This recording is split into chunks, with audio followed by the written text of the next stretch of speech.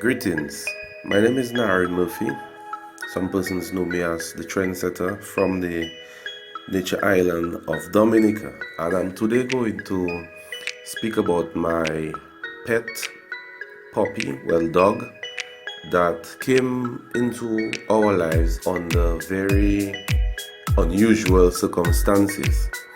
I will start off by saying that I was never a person who was attracted to animals, pets. I never had any particular preference for animals growing up, and it so happened that I never had a pet at my home. However, on one Sunday about 5 months ago, we, together with my son and his mom and the neighbors, we heard some howling, some unique moaning. And when we investigated further, we saw a puppy just about a week or two, no more than that, in some serious distress, to the extent where it had bite marks, it had worms, maggots, and you just name it. It was in a serious predicament.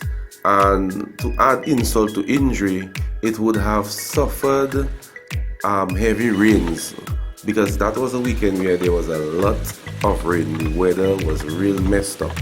So the dog sustained bad weather conditions from probably Friday to Sunday.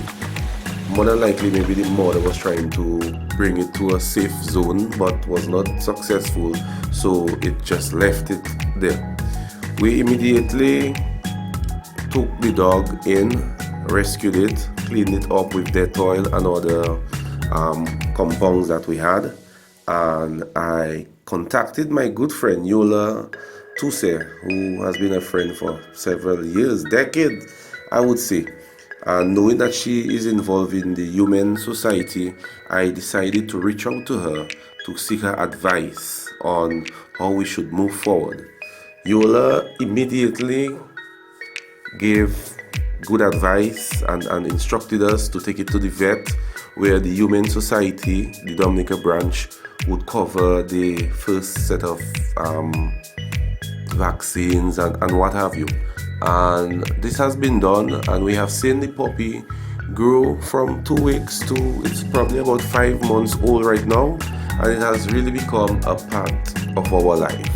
So I want to just take the opportunity to really thank the Human Society, especially my good friend Yola Tuse, who was very instrumental, who was very kind, who was very much a person that I could go to for advice, because this is not something I was ever interested in, and she has made it a lot easier to welcome the dog and make it be part of our family.